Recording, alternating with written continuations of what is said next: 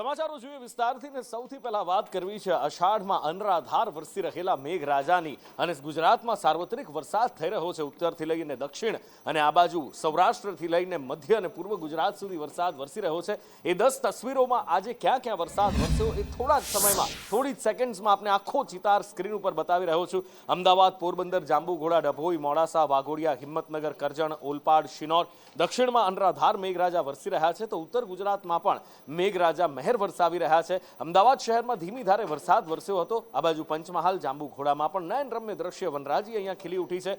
પોરબંદરને પણ મેઘરાજાએ હાશકારો આપ્યો છે અને હવે પોરબંદરમાં પણ મેઘરાજા વહી રહ્યા છે। સાથે જ પોરબંદર ઘેડમાં લોકોની ચિંતા વધી રહી છે। જો કે આ વખતે દાવો કરવામાં આવ્યો છે ઘેડ પંથકમાં પાણી નહીં ભરાય એવો। મધુવંતી નદી બે કાંઠે વહેતી થઈ છે અને મધુવંતી નદીના પાણી શિવલિંગ પર દરિયા કિનારે બનેલા એ વિશાળ શિવલિંગનો જળાભિષેક કરી અને સ્પર્શી અને દરિયામાં ભળી રહ્યા છે।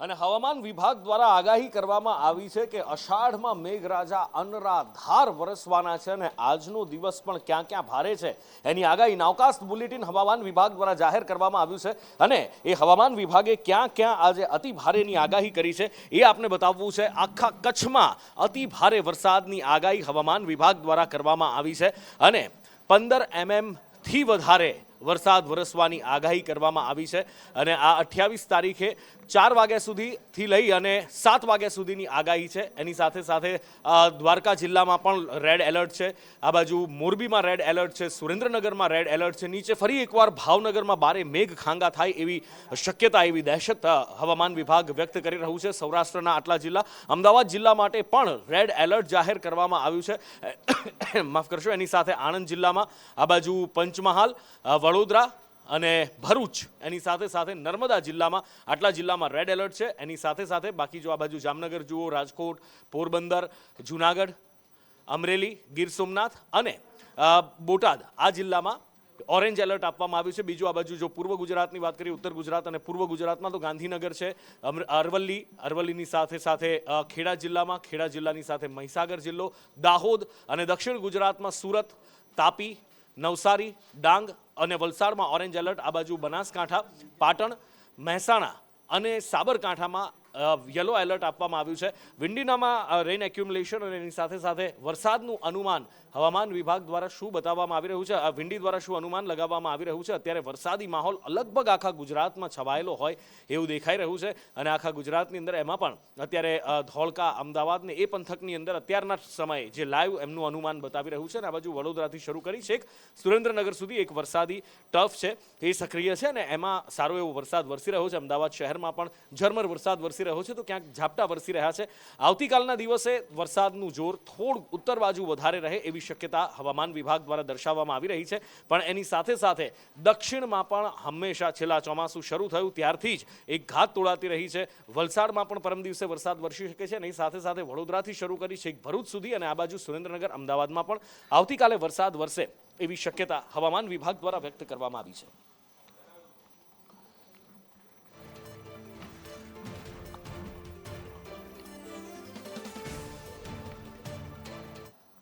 અમદાવાદ શહેરને પણ મેઘરાજા ભીંજવી રહ્યા છે કારણ કે અમદાવાદ શહેરમાં થોડા દિવસ પહેલા વરસાદ વરસ્યો હતો। એક રાતના વરસાદમાં અમદાવાદ પાણી થઈ ગયું હતું અને 2 લોકોના જીવ પણ અત્યાર સુધીમાં તંત્રની બેદરકારીના કારણે લેવાઈ ગયા છે અને એટલા માટે જ અમદાવાદ શહેરમાં થોડો અમથો વરસાદ વરસે અને ટ્રાફિક જામ પણ થઈ જતો હોય છે। કેટલાય વિસ્તારોમાં પાણી ભરાતા હોય છે। જો કે અત્યારે ધીમી ધારનો વરસાદ વરસી રહ્યો છે। પશ્ચિમ વિસ્તારમાં ખાસ તો આ વરસાદ વરસ્યો છે। સોલા, ગોતા, ચાંદલોડિયા, એની સાથે સાથે એસજી હાઈવે, બધા વિસ્તારમાં વરસાદ વરસ્યો છે અને એમાં કેટલાક વિસ્તારોમાં ટ્રાફિક જામ પણ થયો છે।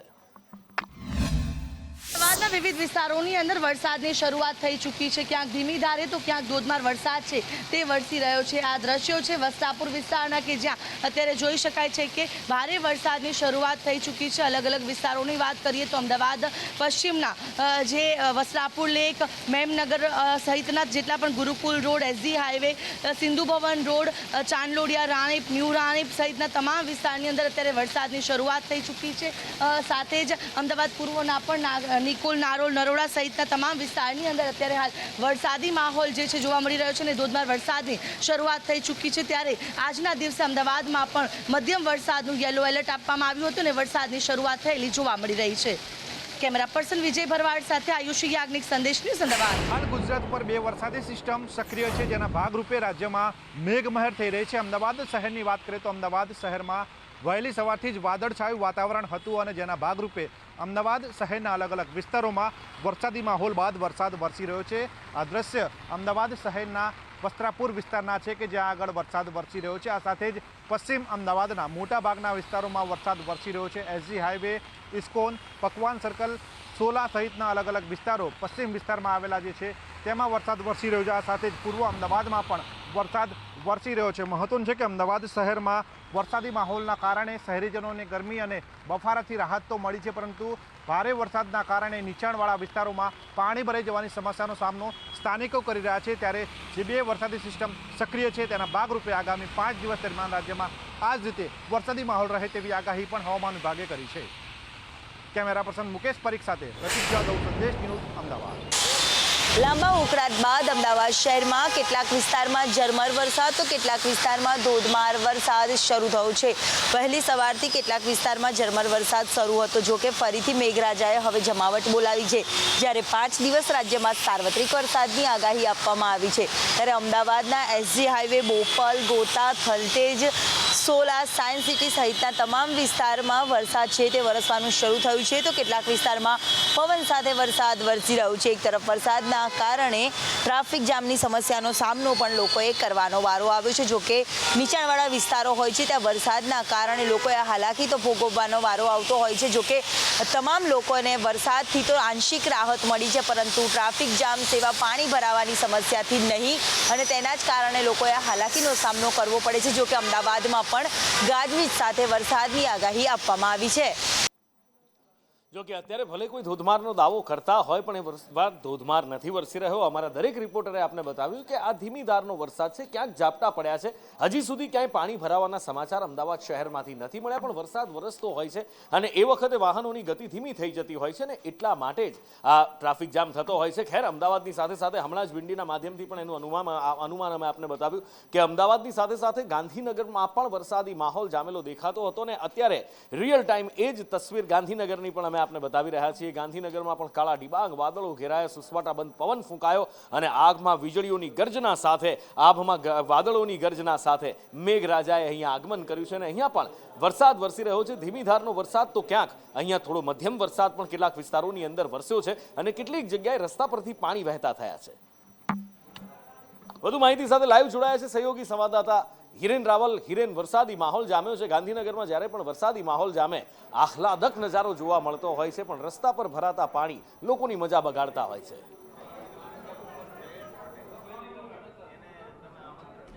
બપોર પછી પાટનગર, ગાંધીનગરમાં પણ વરસાદ જોવા મળ્યો હતો.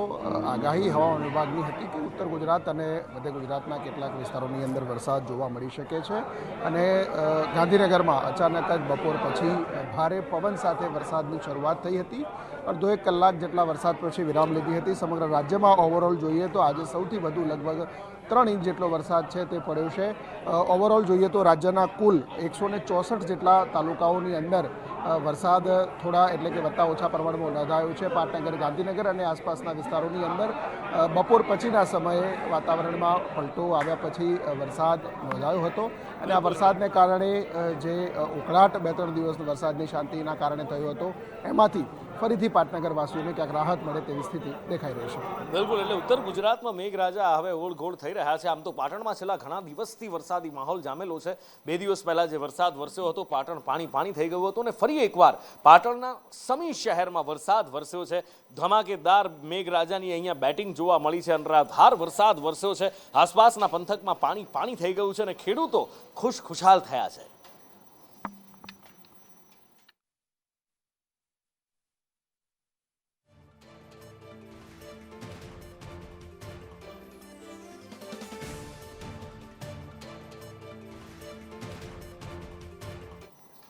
હવામાન વિભાગે આજે કચ્છમાં રેડ એલર્ટ આપ્યું છે અને કચ્છમાં ભારે વરસાદની શક્યતા વ્યક્ત કરવામાં આવી રહી છે અને નખત્રાણામાં એવો જ વરસાદ વરસ્યો છે. જો કે નખત્રાણાના ગયા વર્ષના જે દ્રશ્યો આપણે જોયા હતા, આ એ જ બજાર છે કે જ્યાંથી ધસમસતું પાણી નીકળતું આપણે જોયું હતું, પણ અત્યારે નખત્રાણાની બજારોમાં ધીમી ધારે પાણી વહી રહ્યા છે. આસપાસ ખેડૂતો ખુશખુશાલ થાય. ગયા વર્ષે ઘણી નુકસાની થઈ હતી. લોકોની દુકાનોમાં પાણી ઘૂસી ગયા હતા. આ બાજુ ગ્રામ્ય પંથકમાં ખેતરો ધોવાઈ ગયા હતા. બીજને એ તો જવા દો, માટી સુદ્ધા ધોવાઈ ગઈ હતી અને પારાવાર નુકસાની સહન કરવી પડી હતી. પણ અત્યારે સોહામણો વરસાદ અહીંયા વરસતો હોય એવું દેખાઈ રહ્યું છે.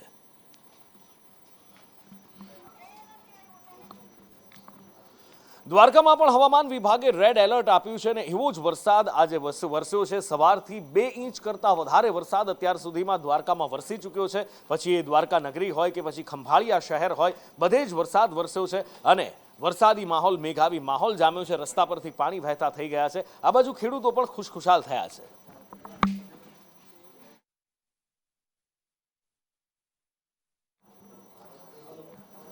જંબુસરના ગ્રામ્ય વિસ્તારોમાં પણ વરસાદ વરસ્યો છે અને અહીંયા પણ ક્યાંક ધીમી ધારે તો ક્યાંક ઝાપટા સ્વરૂપે વરસાદ વરસ્યો હતો અને અદ્ભુત આહલાદક દ્રશ્યો અહીંયા પણ જોવા મળ્યા હતા. આજના દિવસનો જે વરસાદ છે, મોટા ભાગે ક્યાંય નુકસાની વેરતો વરસાદ નહીં પણ ખુશીઓ આપતો વરસાદ દેખાઈ રહ્યો છે. પછી અમદાવાદનો હોય, ગાંધીનગરનો હોય, દ્વારકાનો વરસાદ હોય કે પછી અહીંયા જંબુસરનો વરસાદ કે પાટણનો વરસાદ હોય, એ આહલાદક દ્રશ્યો અહીંયા દેખાઈ રહ્યા છે અને સુંદર અહીંયા આગળ ખેડૂતો ખુશખુશાલ થાય એવો આ વાવણી લાયક વરસાદ, ખેતી લાયક વરસાદ. વાવણી જો કે થઈ ચૂકી ભીમ 11 પછી, પણ હવે આ ખેતી લાયક વરસાદ છે અને એના કારણે જંબુસરની આસપાસ ઘણા ગ્રામ્ય વિસ્તારો છે મોટા ભાગના, અને એટલે લોકો અહીંયા ખૂબ ખુશ દેખાઈ રહ્યા છે.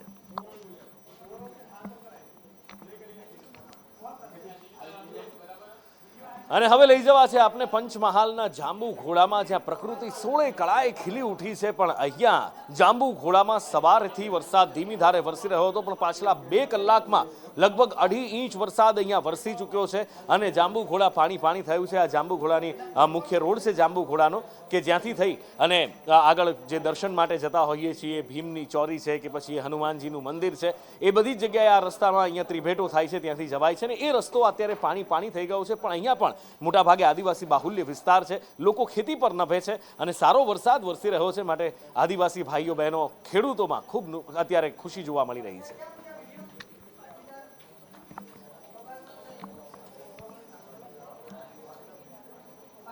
અને બનાસ નદીમાં ફરી એકવાર નવા નીર આવ્યા છે. બનાસ નદી અહીંયા ગુજરાતમાં જીવંત થઈ છે. થોડા દિવસ પહેલા આપણે બનાસ નદીની જે ઘટના જોઈ હતી, જેમાં યુવાનો ડૂબ્યા હતા, પણ એ રાજસ્થાનની ઘટના હતી. પણ અત્યારે આ બનાસ નદીનું સ્વરૂપ છે એ સોહામણું ભાસી રહ્યું છે. પણ બીજી બાજુ જ્યાં બનાસ નદીમાં તંત્રની જ્યાં વાત આવે, ત્યાં લોકો હેરાન પરેશાન થતા દેખાય છે, કારણ કે નીચા પુલ દરેક જગ્યાએ છે, કોઝવે છે, બેઠા પુલ છે, અને એના કારણે લોકોને આ રીતે પસાર થવું પડે છે. કોઈના પણ જીવ તાળવે ચોંટી જાય. અહીંયા જુઓ તો ખરા, એક બાપ છે એ કઈ રીતે બાળકોને લઈ જવો પડે છે સ્કૂલે મોકલવા માટે, કેવી મહેનત, કેવી જહેમત અને કેવી મુશ્કેલીઓ વેઠવી પડી રહી છે. કદાચ તંત્રને આ તસવીરો નથી દેખાતી અને એટલે જ દર વર્ષની આ સમસ્યા અહીંયા આગળ એમને એમ ઊભી છે. જીવના જોખમે બાળકો ભણવા માટે જાય. આ તો કેવું ગુજરાત! ખરેખર સવાલ પૂછવાનું મન થાય. માંગ હતી કે અમને બ્રિજ બનાવી આપો આજુબાજુના 5 થી 6 ગામડાઓને, કારણ કે તેમને દીકરીઓને ભણવામાં બહુ મુશ્કેલી પડે છે જ્યારે પૂર આવે ત્યારે ભાજપના નેતાઓ, પ્રદેશથી લઈ જિલ્લાથી લઈ તાલુકાની તમામ નેતાઓ આવી ત્યાં નદીની અંદર ખાતમુહૂર્ત કરે છે અને ખાતમુહૂર્ત કરીને લોકોને ત્યાં લાલચ આપે છે, અમે તમારો બ્રિજ તાત્કાલિક ધોરણે પાસ થઈ ગયો છે અને બ્રિજનું કામ ચાલુ થવાનું છે. વિધાનસભા ઇલેક્શનની ચૂંટણી જીતવા માટે લોકોને લાલચ આપીને વોટ લેવાનો પ્રયત્ન કરે છે. પરંતુ 2022 અને 2025 સાલે આજ દિન સુધી એક પણ ભારતીય જનતા પાર્ટીના નેતા ત્યાં કોઈ પણ દેખવા માટે આવેલ નથી. અને વારે ઘડીએ પૂર આવે છે ત્યારે વારે ઘડીએ ત્યાંના દીકરીઓ ભણવામાં એમને બહુ મુશ્કેલી પડે છે અને આ લોભામણી લાલચ આપેલા નેતાઓ ત્યાં દેખાતા નથી. અમીરગઢ તાલુકાની કાકવાડા ગામની બનાસ નદી છે. આજે એમાં છે કે વર્ષોથી ગામજનોની એક માંગ છે કે બનાસ નદી ઉપર એક પુલ બને, ને વર્ષોથી સરકારને રજૂઆત પણ કરવામાં આવી છે, જેમાં કે ચૂંટણી ટાણે તો બધા રાજકારણીઓ, નેતાઓ બધા આવે છે કે પુલ બને, પણ ખાતમુહૂર્ત પણ કરવામાં આવ્યું છે 2 વખત, પણ હજુ સુધી કોઈ કામગીરી હાથ ધરવામાં આવી નથી. સૌથી વધારે તકલીફ કોને પડતી હશે અહીંયા? સૌથી વધારે તકલીફ બાળકોને પડે છે, જે સ્કૂલે જવા માટે અને દૂધ ભરવા માટે, બીમારીવાળો, બરાબર. અને અમુક જે વિદ્યાર્થીઓને ગભા ઉપર બેસાડીને લઈ જવામાં આવે, પાણી કેડી હોય, વધારે પાણી આવે તો ઘરે પણ છોકરાઓને રહેવાનો વારો આવે છે. આ પુલનું જો બી નેતા આવ્યા છે, ભાજપનો આવ્યો હશે કે કોંગ્રેસનો આવ્યો હશે, ચૂંટણી ટાઈમે તો આવે ને એમ કે તમારા પુલ બની જશે, આમ થઈ જશે, આમ કરી દેશે, મુહૂર્ત કરીને જશે, બધું કરી દે. પણ આ પુલનું કોઈ ઉદ્ઘાટન નહીં કે પુલનું કોઈ માત્ર કોઈ કહેવાતું જ નથી. તો પુલનું કોઈ એનું કોઈ કારણ છે કે આ છોકરોને ભણવા માટે ખૂબ તકલીફ પડે, છોકરાને ગભા ઉપર બેવરાને છોકરાને લાવવાની તકલીફ પડશે મવાડી, અને વધારે પોણે આવે તો છોકરા ઘેર બેસી જાય, એટલે 2-4 દિવસ ઘર જ બેસી રહે, એટલે એનું ભણતર બગડે છે છોકરાનું, બરાબર. એટલે પાછું આ બાજુ ભમેન 4-5 કિલોમીટર ભમેન છોકરાને સ્કૂલ લાવવું પડે. અને આ વરસાદ વરસી રહ્યો છે, નદીઓ 2 કાંઠે થઈ છે, પૂર્ણ ઉફાને વહી રહી છે, પણ આ વરસાદ હજી પણ આવો ને આવો જ અનરાધાર વરસતો રહેશે એવી આગાહી અંબાલાલ પટેલે કરી છે. હવામાન શાસ્ત્રી અંબાલાલ કાકાનું કહેવું છે કે આજે સૌરાષ્ટ્ર માટે ભારે દિવસ છે. લગભગ આજે પશ્ચિમ સૌરાષ્ટ્રના ભાગોમાં ભારે વરસાદ થવાની શક્યતા રહેશે, કોઈ ભાગમાંથી ભારે વરસાદ થવાની શક્યતા રહેશે, કચ્છના ભાગોમાં વરસાદ થવાની શક્યતા રહેશે, જામનગરના ભાગોમાં પણ વરસાદ થવાની શક્યતા રહેશે, સૌરાષ્ટ્રના અન્ય ભાગોમાં વરસાદ થવાની શક્યતા રહેશે. લગભગ તારીખ 3 જુલાઈથી લગભગ ચોમાસું ધરી ઉપર નીચે થતાં ઉત્તર ગુજરાતના ભાગોમાં ભારેથી અતિભારે વરસાદ થવાની શક્યતા રહેશે. કેટલાક ભાગો જળબંબાકાર બની જવાની શક્યતા રહેશે, જેમાં પાલનપુર, સમી, હારીજ અને પાટણ તેમજ મહેસાણા, કડી, કલોલ, આ ઉપરાંત અન્ય ભાગો જોઈએ તો વિરંગામના ભાગો જુલાઈના પ્રથમ સપ્તાહમાં ખાસ કરીને 3 જુલાઈ અને 6 જુલાઈની આસપાસ ભારે વરસાદ થવાની શક્યતા રહેશે. તારીખ 9 થી 15 જુલાઈમાં પણ વરસાદ થવાની શક્યતા રહેશે. એટલે ભારે વરસાદની આગાહી અંબાલાલ કાકા કરી રહ્યા છે, અને ઓલરેડી દક્ષિણ ગુજરાત માટે જે ભારે વરસાદની આગાહી કરી છે, દક્ષિણ ગુજરાતમાં અત્યાર સુધીમાં ખૂબ વરસાદ વરસી ચૂક્યો છે, અને સુરતમાં તો મહિનાનો લગભગ 35% વરસાદ, 35 થી 40% વરસાદ વરસી ગયો છે. નવસારી લો, ડાંગ, તાપી એ બધા જ દક્ષિણ ગુજરાતના જે પણ જિલ્લાઓ છે, વલસાડ છે, બધે જ અનરાધાર વરસાદ વરસ્યો છે. અને સુરતમાં તો કેટલી જગ્યાએ હજી પાણી નથી ઉતર્યા ખાડીના પૂરના, અને એમાં ફરી પાછી આ આગાહી ભારે વરસાદની કરવામાં આવી છે. એ લોકોના જીવ તાળવે ચોંટાય. પણ આ વખતે વરસાદની પેટર્ન બદલાયેલી દેખાઈ રહી છે. પહેલાં એવું હતું કે ધીમી ધારે ઝરમર વરસાદ વરસતો હતો, ક્યાંક ઝાપટા વરસતા હતા. ભારે વરસાદ પણ એવો વરસે કે ખાના ખરાબી ઓછી થાય, અથવા તો કદાચ ચોમાસામાં 5-7 દિવસ એવા આવે કે જ્યાં ભારે વરસાદ વરસે. પણ અત્યારે તો વરસાદ જ્યાં વરસે છે ત્યાં ઢગલો વરસી પડે છે, અને એવું જાણે આભ ફાટ્યું હોય એવો વરસાદ વરસે છે. એક જ દિવસમાં 5-7 ઇંચ 10 ઇંચ વરસાદ વરસી રહ્યા છે. આ બધા વચ્ચે સુરત શહેરમાં ફરી એકવાર ભારે પવન સાથે વરસાદની શરૂઆત થઈ ચૂકી છે. જે આગાહી અંબાલાલ કાકા આપી રહ્યા હતા એ જ પ્રમાણે અડાજણ, અઠવા આ વિસ્તારની અંદર વરસાદ વરસ્યા છે. અત્યારે વિઝિબિલિટી પણ રોડ ઉપર ઘટી ગઈ છે. ખટોદરા વિસ્તારમાં પણ વરસાદ વરસી રહ્યો છે. ભારે વરસાદ છે. અત્યારે ગોરંભાયેલું આકાશ છે, અને એમાંથી આ ભારે વરસાદ સાંબેલાધાર વરસાદ વરસી રહ્યો છે. ટૂંકો વિરામ લીધો હતો અને પછી ફરી એકવાર વરસાદ વરસ્યો છે, અને સુરતવાસીઓના ફરી એકવાર જીવ તાળવે ચોંટી રહ્યા છે.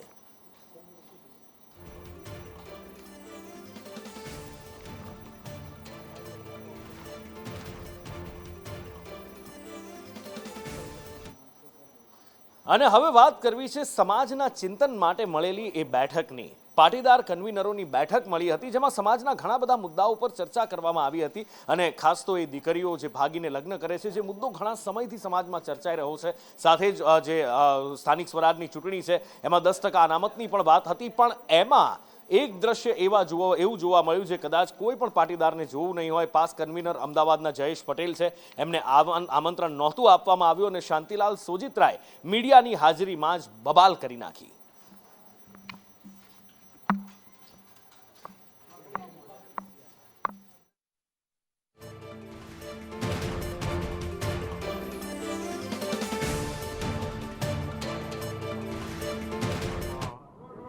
જય સરદાર.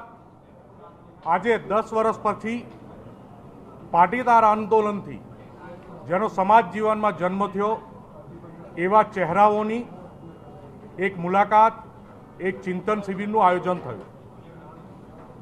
ચિંતન શિબિરમાં સ્નેહ ઉમળકાભેર ઘણી બધી ચર્ચાઓ થઈ અને 8 થી 10 જેટલા મુદ્દાઓ, 8 થી 10 જેટલી માંગણીઓ ઉડીને આંખે વળગી અને તમામ સમિતિએ, પાસ, એસપીજી અને બીજા આંદોલનકારીઓએ હાથ ઊંચો કરી અને જય સરદારના નારા સાથે જે મુદ્દાઓને સહમતિ આપી છે, જે મુદ્દાઓ લઈ અને આવનારા દિવસોમાં ગુજરાતની સરકાર સામે રજૂઆત કરવામાં આવશે, જન સમર્થન માટેના કાર્યક્રમો કરવામાં આવશે, જે રજૂઆતના પ્લેટફોર્મ છે, કઈ રીતે સમાજનો અવાજ જેને સંભળાવો છે એના કાન સુધી પહોંચે, એના માટે જે પણ કરવું પડશે એ કરવાની જય સરદારના નારા સાથે આખી ગુજરાતની સમિતિએ ખાતરી આપી છે. તો આજના જે મુખ્ય મુદ્દા છે, મુખ્ય મુદ્દામાં એ છે કે અત્યાર હાલ ખાલી પાટીદાર સમાજ નહીં, ગુજરાતના શિક્ષિત વિકસિત દરેક સમાજનો એક પ્રશ્ન છે, ભાગેડું લગ્ન પ્રથા. લવ મેરેજની વાત નથી, પ્રેમ લગ્નની વાત નથી, ભાગેડું લગ્ન પ્રથા એક નવી સ્ટાઇલ. લગ્ન થાય, પોલીસ સ્ટેશનથી સર્ટિફિકેટ આવે, ક્યાંય પ્રેમ હોય નહીં, 15 દિવસ પછી મિલકતમાં ભાગની નોટિસ આવે. મિલકતમાં ભાગનું ઠેકાણું પડે તો ઠીક છે, ન તો 2 મહિનામાં છૂટું થાય ને દીકરી ઘરે પાછી આવે. આ એક બહુ મોટું રેકેટ ચાલે. આ રેકેટમાં સરકારને રજૂઆત છે કે કાં તો દીકરીની લગ્ન કરવા માટેની મેચ્યોરિટી એજ વધારવામાં આવે,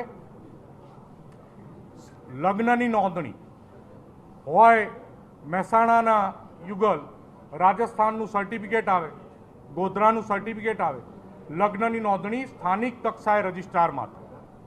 અને ત્રીજી રજૂઆત એ કરવામાં આવશે કે માતા અથવા પિતાની સંમતિની એક કોક લીગલ ફોર્માલિટીની વ્યવસ્થા પણ સરકાર કરે. ઉત્તર પ્રદેશની સરકારે આ દિશામાં રિસન્ટલી જ હમણાં એક ગેઝેટ બહાર પાડ્યો છે. ગુજરાતની સરકાર પણ આ દિશામાં કામ કરે. બીજું, અત્યારે હાલ ગુજરાતના તમામ યુવાનો, તમામ તરુણો અને તમામ સમાજોનો સૌથી મોટો ચિંતાનો વિષય છે online gaming, online gambling, online cheating. Online game રમાડે, ઓનલાઈન ગેમ્બલિંગના રવાડે ચડાવે, ઓનલાઈન સટ્ટામાં પૈસા હારી જાય, એને ધમકી આપે, એ જ લોકો એને 8-10% વ્યાજે પૈસા આપે અને પછી વ્યાજખોરીનો આતંક મચાવે અને એના બાપની જમીન પડાવી દે. આ એક બહુ મોટું દૂષણ છે. સરકાર આની ઉપર સંપૂર્ણપણે પ્રતિબંધ લાદે, જેથી ગુજરાતનો કોઈ પણ સમાજનો યુવાન આ ગેમિંગના રવાડે, આ સટ્ટાના રવાડે, આ વ્યાજના દુષ્ચક્રમાં ફસાય નહીં અને કોઈ યુવાનને કે એના માતા પિતાએ આત્મહત્યા ના કરવી પડે કે એમની જમીન કે ઘર ગુજરાતના લુખાઓ લખાઈ ના જાય. આના માટે સરકાર કડક પગલાં લે. એના પછીનો સૌથી મોટો વિષય છે સામાજિક સુરક્ષા. સામાજિક અસુરક્ષાની વાતો ઘણી બધી જગ્યાએ થાય છે, ઘણી બધી જગ્યાએ અનુભવ થયા છે. રહી વાત, સ્પષ્ટતાપૂર્વક વાત કરીએ કે ગોંડલનો જે ઇન્સિડન્ટ છે, ગોંડલમાં વાત ખાલી કયો સમાજનો ધારાસભ્ય બને, કયા સમાજનો સાંસદ સભ્ય બને એની વાત નથી, પણ અલ્પેશભાઈ અંદર મિટિંગમાં વાત કરી કે અંદર ગોંડલની મુલાકાતે હોય, ગલ્લેથી બેઠો બેઠો બિચારો સ્માઇલ આપે, હંતે નામ અંગૂઠો કરે, હાથ આમ કરે, પોતાનું સમર્થન. એટલે ઘણા બધા મુદ્દાઓ પર ચર્ચા થઈ, પાસ કન્વીનરો ભેગા થયા હતા અહીંયા, અને એ બધા વચ્ચે અહીંયા એક ગેરહાજરી જોવા મળી હતી અને એ હતી હાર્દિક પટેલની ગેરહાજરી. ધારાસભ્ય હાર્દિક પટેલ આ પાસ કન્વીનરની બેઠકમાં નહોતા. સ્વાભાવિક છે કેમ નહોતા એ સમજી શકાય છે, પણ એનું વળતર એમણે એક પોસ્ટથી ચૂકવ્યું છે. હાર્દિક પટેલે પોસ્ટ કરી છે અને આંદોલનની સફળતા સૌની સમજણમાં ન આવે એવું એમણે લખ્યું છે. અને આ પોસ્ટની અંદર જે પણ લખ્યું છે એમાં સ્વાભાવિક રીતે એક વાત ઉડીને આંખે વળગે છે. એનાથી એટલું સમજાય છે કે હાર્દિક પટેલને આ પાસ કન્વીનર તરીકે શું શું મળ્યું, એમને આ આંદોલન કેવી રીતે ફળ્યું, એ બધી જ વાત તો એમણે લખી જ છે. પણ એની સાથે સાથે સમાજને જે પણ આ આંદોલનથી મળ્યું છે એ બધું જ પોતાના અંકે કરવા, એટલે કે એનો શ્રેય હાર્દિક પટેલે લેવાનો પ્રયત્ન કર્યો હોય એવું આ પોસ્ટમાં દેખાઈ રહ્યું છે.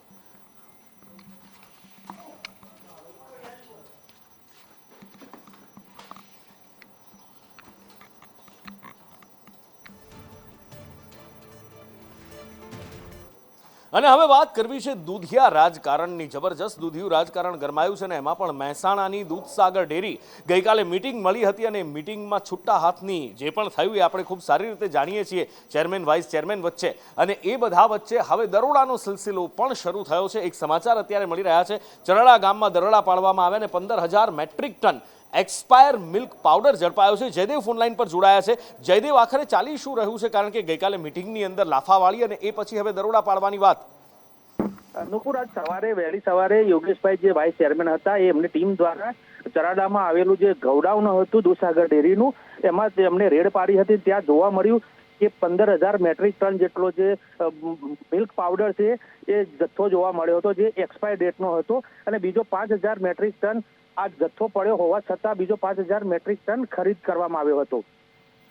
નુપુર, અને આ બાજુ સુરતમાં પણ કંઈક આવું જ ચાલી રહ્યું છે. દૂધિયું રાજકારણ ન માત્ર મહેસાણા પણ સુરતની સુમુલ ડેરીમાં પણ જોવા મળી રહ્યું છે. અને અહીંયા તો ત્યાં સુધીના આક્ષેપ કરવામાં આવી રહ્યા છે કે બહારથી દૂધ લાવી અને સુરતમાં પધરાવી દેવામાં આવે છે. માનસિંગ પટેલ અને રાજુ ગ્રુપ અહીંયા સામે આવ્યા છે અને બહારનું દૂધ સુમુલમાં પધરાવવામાં આવતો હોવાનો વિવાદ સામે આવ્યો છે. પ્રમુખે અગાઉ એમડી ઉપર હાથ ઉગામતા ફરિયાદ પણ થઈ ચૂકી છે. મહેસાણાની અંદર દૂધસાગર ડેરીમાં પ્રમુખે ઉપપ્રમુખને તમાચા માર્યા બાદ સુમુલ ડેરીમાં પણ જે કહેવાય કે તમાચા મારવાના પ્રયત્ન કરવામાં આવ્યા છે. શું છે આખો મામલો જેને લઈને વિવાદ સર્જાયો છે? શું આખો મામલો છે? કઈ રીતના મારવાનો પ્રયત્ન કરવામાં આવ્યો અને કેમ?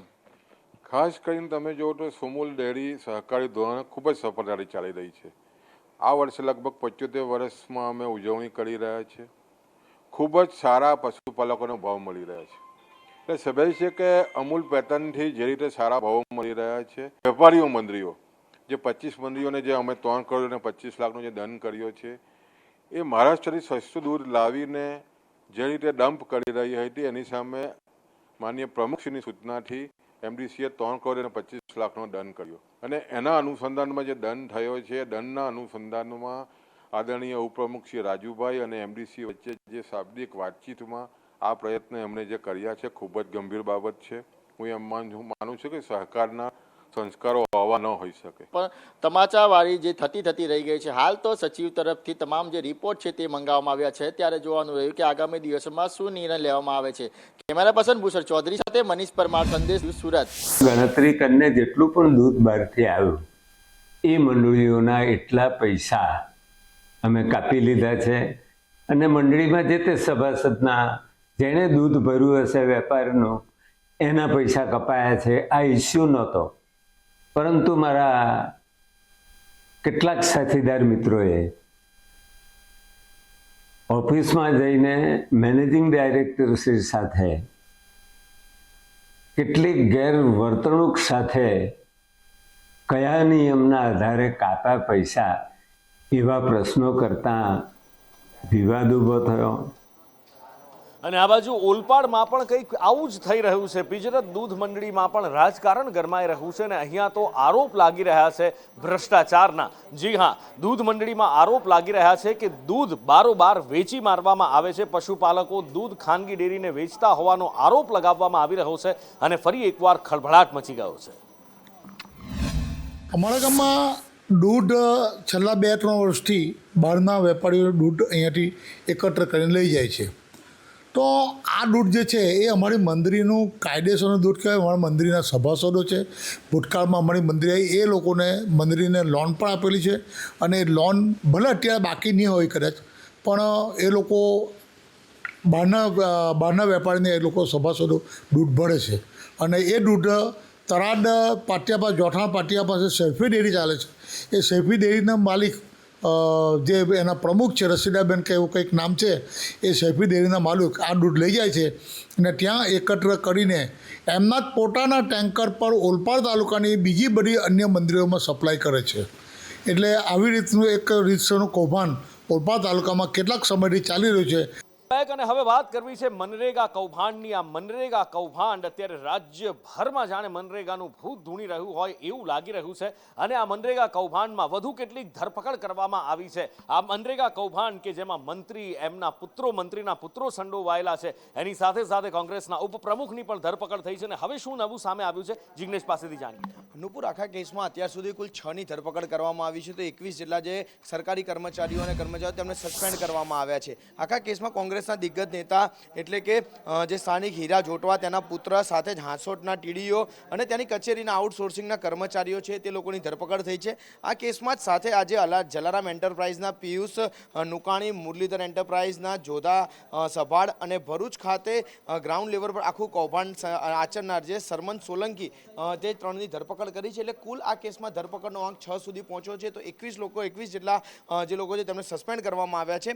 સૌપ્રથમ જે 7 કરોડ અને 30 લાખનું જે આખું કૌભાંડ સામે આવ્યું હતું, તે કૌભાંડમાં 430 જેટલા નાના મોટા જે કામો સોંપવામાં આવ્યા હતા, તે કામોમાં ગેરરીતિ કરવામાં આવી હોવાનું પ્રાથમિક જે તપાસ છે તે સામે આવી હતી. અને ત્યારબાદ ગુનો નોંધાયો હતો. ન માત્ર અત્યારે જે ભરૂચ છે, પરંતુ આ સિવાય પણ ઘણા બધા જિલ્લાઓની અંદર જે મનરેગા કૌભાંડ છે તે સામે આવ્યા છે. અને આગામી સમયમાં ન માત્ર 1-2 જિલ્લા, પરંતુ રાજ્યવ્યાપી તપાસ થાય અને સંખ્યાબદ્ધ તાલુકાઓ કે જિલ્લાઓમાં આ પ્રકારના કૌભાંડ સામે આવે તેવી શક્યતાઓ જોવાઈ રહી છે. બિલકુલ. અને એક બીજું કૌભાંડ રાજકોટથી સામે આવ્યું છે. ને અહીંયા સરકારી જમીનમાં મકાન બાંધી અને બારોબાર વેચી મારવાનું કૌભાંડ સામે આવતા જ ખળભળાટ મચી ગયો છે. રાજકોટના મહિકા ગામમાં આ કૌભાંડ આચરવામાં આવ્યું છે કે જેમાં સરકારી ઓફિસમાં પહેલા પ્લોટિંગ, સરકારી જમીન ઉપર પ્લોટિંગ કરી દેવામાં આવ્યા. 4 એકર જમીન પર આ પ્લોટ બનાવવામાં આવ્યા હતા અને એ પછી ત્યાં શિવમ પાર્ક રેસિડેન્સી ઊભી કરી દેવામાં આવી, લોકોને મકાન વેચી દેવામાં આવ્યા. અને હવે જ્યારે આ કૌભાંડ ઉજાગર થયું છે ત્યારે તેના રહીશોના જીવ તાળવે ચોંટી ગયા છે. આ રડતી આંખો બતાવી રહી છે કે એમને કેટલી ચિંતા છે કે હવે એમનું શું,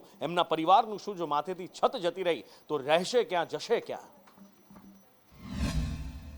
રાજકોટમાં ભૂમાફિયાઓ બેફામ બન્યા છે અને શહેરની ભાગોળ આવેલી સરકારી જમીન છે તેના ઉપર ઢગલાબંધ મકાનો ખડકીને તેને વેચી દેવામાં આવ્યાનું કૌભાંડ છે તે સામે આવ્યું છે. રાજકોટના મહિકાની અંદર આવેલી આ જગ્યાની અંદર અલગ અલગ મકાનો, શું કહેશો, તમને નોટિસ આપી છે કે શું છે? નોટિસ આપી છે અને એ આપણે અહીંયા હાજર નહોતા, આપણે તો ભાડા ઉપર રહીએ એટલે હાજર નહોતા, ત્યારે આપી ગયા છે. અને એ લોકોએ એવું કીધું હતું કે નોટિસ છે પણ તમારા અહીંના આધાર પુરાવા જે હોય તે રજૂ કરવાના છે. કેટલા વર્ષથી તમે રહ્યો છો? અમે અહીંયા 6-7 વર્ષથી રહીએ અને અમે વેચાણ ખાતે લીધું છે મકાન. કોની પાસેથી લીધું? ભૂપતભાઈ ટાંક. કેટલા રૂપિયામાં લીધું હતું? 787માં. અત્યારે કાગળ બધા કરી દીધા, દસ્તાવેજ થઈ ગયો તો કે ખાલી માત્ર નોટરી થઈ છે? નોટરી થઈ છે. તમને ખબર છે કે આ સરકારી જમીન છે? હા, ત્યારે નથી ખબર, નોટિસ આવ્યા પછી ખબર પડી કે આ સરકારી જમીન છે. અમારે ફાઇલ રહીને એમાં 200 સર્વે નંબર છે, એટલે અમે 200 સર્વે નંબર જોઈને લીધું છે. અને સર્વે નંબર સરકારી નીકળો હવે? હા. તો હવે શું કરશો તમે? 15 દિવસમાં ખાલી કરવાનું છે તો? હવે તો જે કાંઈ સરકાર નિર્ણય કરે એ અમારે પછી શું કરવું પછી.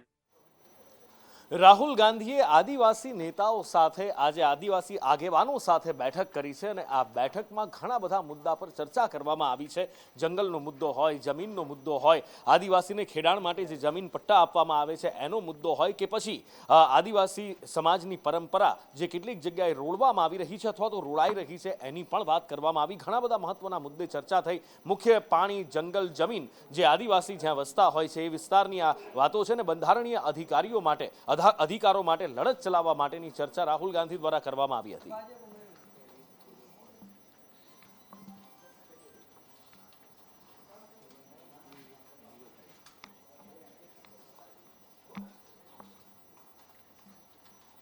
તો આ બાજુ પંચમહાલમાં ગુરુ ગોવિંદસિંહ યુનિવર્સિટીમાં એક કાર્યક્રમમાં ગુજરાતના શિક્ષણ મંત્રી કુબેર ડિંડોર હાજર રહ્યા હતા અને અહીંયા શિક્ષણ મંત્રી દ્વારા વળતો પ્રહાર કરવામાં આવ્યો છે અને એમના દ્વારા કહેવામાં આવ્યું છે કે કેટલાક લોકો આદિવાસીઓને ગેરમાર્ગે દોરે છે. ગુજરાતથી લઈ અને દિલ્હી સુધી આ શબ્દો ખૂબ સૂચક બેસે છે. ધર્મ વિરુદ્ધ એવા લોકો કેટલાક આદિવાસી હિન્દુ નથી એવી કરીને આદિવાસી સમાજમાં અલગતાવાદ ફેલાવવાનું કામ મિત્રો કેટલાક લોકો કરી રહ્યા છે. સમાજને ભ્રમિત કરવાનું કામગીરી કરી રહ્યા છે અને સાથે સાથે આ માનગઢની ધરતી, રાજસ્થાન ને અહીંયા ગુજરાત ને મધ્યપ્રદેશની બોર્ડર પર કેટલાક લોકો દેશ વિરોધી, વિકાસ વિરોધી, આદિવાસી સમાજ વિરોધી ભીલ પ્રદેશની માંગણી કરી રહ્યા છે. ભીલ પ્રદેશની શાળા પ્રવેશોત્સવ અત્યારે ચાલી રહ્યો છે અને બાળકોના ઉજ્જવળ ભાવિ માટે કામના કરવામાં આવી રહી છે, મોટા મોટા દાવા કરવામાં આવી રહ્યા છે, પણ આ બધા વચ્ચે એક શાળા પ્રવેશોત્સવ એવો જે ખૂબ ચર્ચામાં છે, કારણ કે અહીંયા શાળા પ્રવેશોત્સવ દરમિયાન બબાલ થઈ હતી. મયુર મારી સાથે જોડાયા છે. શું થયું હતું જાણીએ મયુર પાસેથી.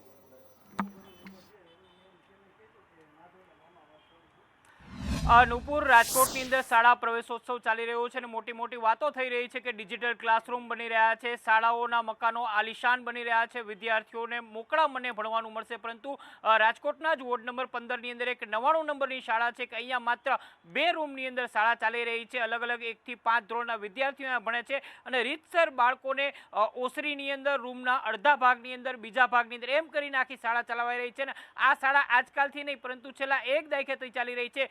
સ્થાનિક લોકોએ, કોર્પોરેટરોએ અનેક રજૂઆત કરી હતી કે શાળાનું મકાન સરકારી ધોરણે બનવું જોઈએ, કોર્પોરેશનની માલિકીનું બનવું જોઈએ, પરંતુ કોર્પોરેશનનું તંત્ર છે તેને ધ્યાન નહોતું દેતું.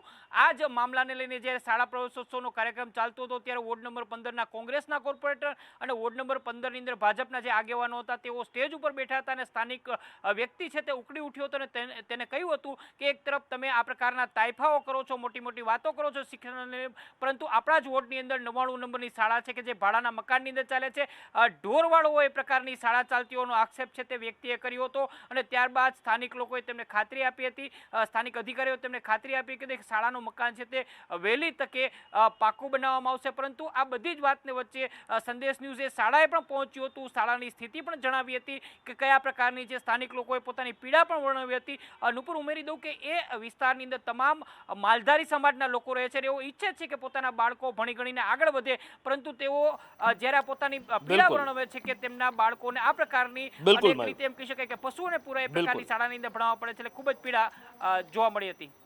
અને આગળ વાત કરવી છે ગોપાલ ઇટાલિયાના એક નિવેદનની જે અત્યારે ખૂબ ચર્ચામાં છે. વિસાવદરમાં કિરીટ પટેલને હરાવી, ભારતીય જનતા પાર્ટીને હરાવી ગોપાલ ઇટાલિયા આમ આદમી પાર્ટીએ એક નવો માનાંક સેટ કર્યો છે, એક ચમત્કાર કરીને અહીંયા આગળ બતાવ્યો છે. ને પછી ઘણા બધાના નિવેદન આવ્યા, ઘણા બધા દાવાઓ પણ થયા. ત્યાં સુધી ઈસુદાને તો કહી દીધું હતું કે આ સેમીફાઇનલ છે, હજી હવે ફાઇનલનો વારો છે, વગેરે વગેરે. પણ એ બધા વચ્ચે જ્યારે આ ગોપાલ ઇટાલિયાને ખભે ઉંચકીને આમ આદમી પાર્ટીના કાર્યકર્તાઓ ઝૂમી રહ્યા હતા એ વખતે કેટલાક નારા લાગ્યા અને એ પછી ગોપાલ ઇટાલિયાનું અત્યારનું નિવેદન કે ભારતીય જનતા પાર્ટીનો મારી જીતમાં ખૂબ મોટો ફાળો છે, ખૂબ સૂચક છે.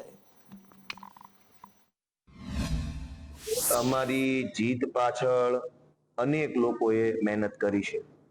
આ અનેક લોકોમાં સારા માણસોની વ્યાખ્યામાં આવે એવા સૌ લોકોએ મદદ કરી છે. કેમ કે જ્યારે રાક્ષસી માનસિકતાનો નાશ કરવાનો હોય ત્યારે બધા ભેગા મળીને હારે હાલવાનું હોય છે. અને મને ખુશી એ વાતની છે ભાજપમાંથી અનેક લોકોએ સહયોગ કર્યો છે. કેમ નહીં? કેમ કે ભાજપમાં પણ હોય, ભલે સત્ય તો એ જાણતા હતા ને કે કયો માણસ છે ને કેવી વિચારો ધરાવે છે. તો સ્વાભાવિક છે ભાજપના મિત્રોએ પણ સારી મદદ કરી છે, વેપારીઓએ મદદ કરી છે, સરકારી તંત્રમાં રહેલા નાના માણસોએ ખૂબ નિષ્ઠાથી કામ કર્યું છે. મારી તરફેણમાં નહીં, કોઈની વિરુદ્ધમાં નહીં, સંવિધાનની તરફેણમાં સરકારી માણસોએ ખૂબ સારું, નાના નાના કર્મચારીઓ હતા ક્લાસ 3 લેવલ સુધીના, એમણે નિષ્ઠાથી કામ કર્યું છે. અમુક મિત્રોએ નથી બરાબર કામ કર્યું. તો બધાની આ જીતની અંદર બધાની ભૂમિકા છે, નાના હોય, મોટા હોય, ભાજપમાં હોય, આપમાં હોય, સમાજમાં હોય, સૌએ પોતાની જવાબદારી સમજીને આ ચૂંટણીમાં કામ કર્યું, ત્યારે જ તો મને જીત મળી. આગળ વાત કરવી છે શિક્ષણ માટે શરૂ થયેલા એક આંદોલનની, શિક્ષણ માટે શરૂ થયેલા એક વિરોધની. કારણ કે એક માધ્યમિક શાળા અન્યત્ર ખસેડી દેવામાં આવી અને વાલીઓને પોતાના બાળકોનું ભાવિ રોળાતું દેખાયું અને એટલા માટે જ મણિનગર જ્યારે ખસેડી લેવામાં આવી છે ત્યારે અહીંયા આંદોલનના મંડાણ થયા છે. ગામમાં એક પણ શાળા નથી તો દીકરા દીકરીઓ ભણશે કેવી રીતે? દીકરીઓએ તો શિક્ષણ છોડવું પડ્યું છે. એ રીતની પરિસ્થિતિ ઊભી થઈ છે ને એટલા માટે જ અત્યારે ફ્લેક્સ બેનર સાથે, નારા સાથે આંદોલનના મંડાણ થયા છે. અમદાવાદ શહેરના પીપળજ ગામમાં સ્કૂલ પાછી આપોના સૂત્ર સાથે વિરોધ કરવામાં આવી રહ્યો છે. આ વિરોધ એટલે થઈ રહ્યો છે કે આ ગામની અંદર જે પ્રાથમિક સ્કૂલ છે તે સ્કૂલની અંદર માધ્યમિક જે શિક્ષણ શરૂ થાય તેવી માંગ ઘણા સમયથી કરવામાં આવતી હતી, પરંતુ તંત્ર દ્વારા આ લોકોને માધ્યમિક સ્કૂલની મંજૂરી તો આપી, પરંતુ ત્યારબાદ જ્યારે અહીંયા એડમિશન લેવા માટે આવ્યા ત્યારે ખ્યાલ આવે છે કે આ જે માધ્યમિક સ્કૂલ માટે આ પીપળજ ગામથી 8 કિલોમીટર દૂર મણિનગર ખાતે પીપળજ પ્રાથમિક સ્કૂલ બનાવી આપવામાં આવી છે. અને અમારી સ્કૂલ જે અહીંયા મંજૂર થયેલી હતી તે આ લોકો બીજે લઈ ગયા છે, એના માટે અમારા વિરોધ પ્રદર્શન છે. અમારી છોકરીઓને બહાર લઈ જવામાં તકલીફ પડે છે, બહાર ભણવા જવામાં. અહીંથી 10-15 કિલોમીટર જવાનું હોય એટલે બેબીઓના ડરની હિસાબથી અમારી છોકરીઓ જે 8મા ધોરણમાં અહીંયા ભણી એ અત્યારે બહાર ઘરે બેસી રહી છે. 9મા ધોરણના આગળ પ્રવેશ મળી શક્યો નથી. આ લોકોએ પાસ થયેલી સ્કૂલને અલગ જગ્યાએ ઠરાવ ખોટો કરીને લઈ ગયા છે અને અહીંયા ભાડાનું મકાન આ લોકોએ દર્શાવ્યું છે. અચ્છા, પણ હકીકત અમદાવાદમાં વંદે ભારત ટ્રેન ઉથલાવવાનો પ્રયત્ન થયો હતો. એ 20 ફૂટ લાંબો પાટો મૂકી, એ લોખંડનો પાટો મૂકી અને ટ્રેનને ઉથલાવવાનો પ્રયત્ન થયો હતો અને એની તપાસનો ધમધમાટ ચાલી રહ્યો છે. શું સામે આવ્યું છે જિગ્નેશ પાસેથી જાણીએ. નુપુર જાખા કેસની તપાસ છે તે હવે અમદાવાદ ક્રાઇમ બ્રાન્ચને સોંપાઈ છે. 22 તારીખનો આ બનાવ છે કે જ્યારે ટ્રેન ઘાટલોડિયા પાસેથી પસાર થતી હતી, એટલે કે ચાણક્યપુરી રેલવે લાઇન પાસેથી જે પસાર થતી હતી તે સમયે રેલવે ટ્રેક પર 20 ફૂટ લાંબી જે છે તે ગડરો મૂકવામાં આવી હતી, એટલે કે ચેનલો મૂકવામાં આવી હતી અને તેના માધ્યમથી ટ્રેનને ઉથલાવવાનો પ્રયત્ન થયો હતો. જે ચાંદલોડિયા અને ખોડિયાર વચ્ચેના જે થાંભલા નંબર 510 અને 510-13ની વચ્ચે જે 20 ફૂટ લાંબી 2 લોખંડની એંગલો મૂકી અને ટ્રેન ઉથલાવવાનું જે ષડયંત્ર રચવામાં આવ્યું હતું તે મામલે ઘાટલોડિયા પોલીસે ગુનો દાખલ કર્યો હતો. પરંતુ આજ દિન સુધી આરોપી ન પકડાતા શહેર પોલીસે કમિશનરે આખા કેસની તપાસ છે તે અમદાવાદ ક્રાઇમ બ્રાન્ચને સોંપી છે. સાથે સાથે મહત્વની એ વાત એ પણ સામે આવી છે, તો પોલીસનું તો એવું અનુમાન છે કે આ જે બનાવ બન્યો છે તેમાં કોઈ લોખંડ ચોરવાના પ્રયત્ન કર્યો હોય અને તેના કારણે આજે લોખંડની એંગલ છે તે પાટા ઉપર રહી ગઈ હોય, અથવા તો જ્યારે કોઈએ લોખંડની એંગલો ચોરી હોય અને અચાનક જ ટ્રેન આવી હોય અથવા તો તેના ગાર્ડ આવ્યા અને તે સમયે લોખંડની એંગલ મૂકીને ભાગ્યા હોય, તે થિયરી પણ તપાસ થઈ રહી છે. એટલે કે અમદાવાદ ક્રાઇમ બ્રાન્ચ અને સ્થાનિક પોલીસ અલગ અલગ દિશામાં તપાસ કરી રહી છે, પરંતુ તપાસ બાદ એ હકીકત સામે આવશે કે આ ખરેખર માત્ર એક ચોરીનો આશય હતો કે પછી ટ્રેન ઉથલાવવાનું કોઈ ષડયંત્ર. બિલકુલ. અને આગળ વાત કરવી છે બીજા એક કૌભાંડની, અને આ કૌભાંડ થયું છે મહેસાણામાં. બાગાયત વિભાગમાં આ કૌભાંડ થયું છે અને આ કૌભાંડ 7 ગામની અંદર થયું હોવાનું સામે આવી રહ્યું છે. મનરેગા યોજના હેઠળ બાગાયતમાં આંબાનું કૌભાંડ થયું હતું. મને જાણ થતાં મેં 14/10/2024ના રોજ તાલુકા વિકાસ અધિકારી ટીડીઓને મેં લેખિતમાં જાણ કરી હતી. છતાં પણ કોઈ કૌભાંડ ના થયું એ રીતે ખેરાલુ ટીડીઓએ તાત્કાલિક 15/10/2024ના રોજ તેમને બિલનું પેમેન્ટ કરી દેવામાં આવ્યું હતું. છતાં મેં પછી પીએમ પોર્ટલ ઉપર મેં અરજી કરી હતી અને એના સંદર્ભમાં લોકપાલે તેની તપાસ ચાલુ કરી હતી. અને એ તપાસમાં આજે પેપર ન્યૂઝ દ્વારા મને જાણવા મળ્યું છે કે 24 લોકો વિરોધ જવાબદાર લોકોના કાર્યવાહી કરવા એમને રાજ્ય વિકાસ કમિશનરનો હુકમ કરવામાં આવ્યો છે. એટલે જે હમણાં બધી વિગતો કહી રહ્યા છે કે ભાઈ રોપા 400 નથી મળી રહ્યા, કે ભાઈ વાવણી નથી થઈ, એ વાત ખોટી છે. લાભાર્થીઓને પૂરેપૂરા 400 રોપા મળ્યા છે, એમને મજૂરી ખર્ચ એમના ખાતામાં જમા થયો છે. રોપાની જે સરકારના ભાવ મુજબ ખરીદી થઈ છે 400 રોપાની, એનું પેમેન્ટ જે નિયમ અનુસાર વેન્ડરને કરવામાં આવેલું છે. આ બાજુ વડોદરામાં એનઓસીમાં ઉચાપત થઈ હોવાનું સામે આવી રહ્યું છે અને ખળભળાટ મચી ગયો છે. જી હા, બિલ્ડિંગની એનઓસી ન આપી હોવાનું સામે આવતા ખળભળાટ મચી ગયો છે. આ વડોદરાથી સમાચાર મળી રહ્યા છે, જેમાં બોગસ ફાયર એનઓસીનું આ કૌભાંડ સામે આવ્યું છે. ફાયર વિભાગની તપાસમાં આ મોટો અને ચોંકાવનારો ખુલાસો થયો છે. હરણી વિસ્તારનો આ બનાવ છે, જેમાં મહાલક્ષ્મી કોમ્પ્લેક્સમાં બોગસ એનઓસી આપી દેવામાં આવ્યું છે. હવે કોના દ્વારા, કેવી રીતે, શું, એ તપાસ થવી ખૂબ જરૂરી છે. વાઘોડિયા રોડ બાદ ફરી એકવાર હરણી ખાતે આજે મહાલક્ષ્મી કોમ્પ્લેક્સ છે તેની ફાયર એનઓસી બોગસ હોવાનું સામે આવ્યું છે. જ્યારે ફાયર વિભાગ અહીંયા પહોંચ્યું તપાસ કરવા, ત્યારે આ એનઓસી જ બોગસ હોવાનું સામે આવ્યું છે. ત્યારે તેનું સંચાલન કરતા જે કલ્પેશ પટેલ છે તેમની સાથે વાત કરીશું. એકચ્યુઅલમાં બોગસ એનઓસી મારી પાસે એનઓસી આવી જ નથી. મને વાઇન્ડરે કેટલા વખત એનઓસી માટે આપતો નહોતો, એટલે મેં 30/4 ફરી એપ્લાય કરી અને મેં બીજા વાઇન્ડરને કામ આપ્યું. આ બોગસ એનઓસી છે એવું મને મારા નોલેજમાં હતું જ નહીં. જ્યારે કાલે 4 વાગ્યે 4 વેન્ડરો જે ફાયર ઓફિસર હતા નહીં, એ મને બાદમાં જાણ થઈ. એ લોકોએ માંગ્યું મારી પાસે, મેં કીધું મારી પાસે એનઓસી છે નહીં. પછી એ લોકો 4 વાગ્યે 2 ફાયર ઓફિસરને લઈને આવ્યા. પછી ફાયર ઓફિસરે મને એનઓસી મૂક્યું, સાહેબ મારી નોલેજમાં એનઓસી છે જ નહીં, મને એનઓસી મળી જ નથી. અને મેં બતાવ્યું ને, મેં 30/4 એપ્લાય કરેલું છે. મેં 12મા મહિનામાં મારી પાસે ડીડી છે, મેં ડીડી પણ આપેલો. એ ડીડી મારી પાસે રિટર્ન બી નથી આવ્યો. ડીડી આપેલો? મેં વેન્ડરને વડોદરા મ્યુનિસિપલ કમિશનરનો ડીડી આપેલો હતો. એ ડીડી વેન્ડરે ત્યાં જમા કરાયો નથી કરાયો ખબર નહીં, મારા ખાતામાંથી પૈસા કપાયા નથી. એટલે મને ટેન્શન થતાં મેં 30/4 ફરી એપ્લાય કર્યું. એપ્લાય કરીને મેં ફરી નવા વેન્ડરને કામ આપીને કામ સ્ટાર્ટ કરાવ્યું. જે ફાયર વિભાગ તપાસ કરી રહ્યું છે જયેશ મકવાણા ક્યાં છે, કોણ છે, હજુ સુધી સામે નથી આવી રહ્યું. જયેશ મકવાણાની ધરપકડ થાય તો આ સમગ્ર કૌભાંડનો પર્દાફાશ થાય તેવી શક્યતાઓ છે. જોકે ફાયર વિભાગ હાલ એની તપાસ કરી રહી છે, પરંતુ જયેશ મકવાણા હજુ પણ હાથે લાગ્યો નથી. કેમેરા પર્સન નિકેશ વડન સાથે કુણાલ શર્મા, સંદેશ ન્યૂઝ, વડોદરા. દ્વારકામાં પાથરણાવાળા વિરોધ પર ઉતર્યા છે. પાથરણા લારી ગલ્લાવાળા વિરોધ પર ઉતર્યા છે, પણ આ વિરોધ ના કોઈ ફ્લેક્સ બેનર સાથે છે, ના કોઈ નારા સાથે.